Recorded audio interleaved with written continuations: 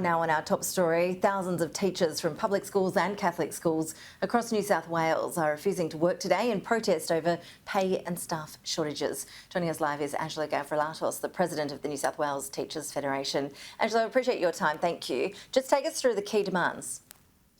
Well, the key demand is for the government to act on the facts. And the facts are that we've got a teacher shortage, an ever-increasing teacher shortage that is resulting in hundreds and hundreds of classes every day being disrupted. And as a result of that, students' learning is interrupted, their futures are being interrupted. The government knows and has these facts available to it and has known for years of this growing teacher shortage, but it's also known of the cause of the shortage. Internal government documents reveal that the cause of the shortage is the uncompetitive salaries of teachers, salaries that have been in decline relative to other professions over the last 30 years, and the increasing expectations placed on teachers and a lack of rewards, which are acting as a disincentive to attract and retain teachers. Last week, tabled in Parliament, was new information that showed that we have 1,906 vacancies across New South Wales, and that's a 67% increase on the total number of vacancies that were reported in the same period last year. Beyond that, data that was tabled yesterday, in fact, in Parliament, yesterday afternoon, shows that there are schools where they've had more than 2,000 instances of classes being split, merged, or put in the school library, the school hall, or in the playground, minimally supervised over the last 18 months. 2,000 instances. Now, unless the government acts, this shortage will get worse, with predictions that we will need, at the very least, a further 15,000 teachers by the end of the decade.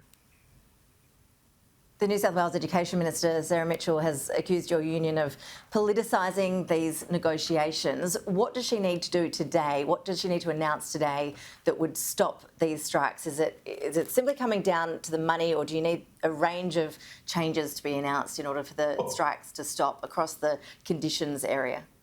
What the government needs to do is to act on its own internal advice. If you know the cause of a problem, by definition, you know the solutions required. The government has advice on its table that predicts massive teacher shortages. One document says that we could run out of teachers in 5 years. You know, rather than trying to deflect, rather than trying to divert attention, take responsibility for the circumstances in which we find ourselves. You know, they talk about there's no shortage of denial, spin and gimmickry. You know, they talk about how they've got this teacher recruitment program, a $125 million teacher recruitment program. Well, that program, one part of it that looked at bringing in teachers from interstate, recruiting teachers from interstate, delivered one teacher, $16 million for one teacher who resigned within a month. They've got zero to show for all these stunts and gimmicks. Deal with the fundamentals. Put in place the policy reset necessary so we can attract and retain the teachers required. Kids are missing out today, and this will become much worse in the future.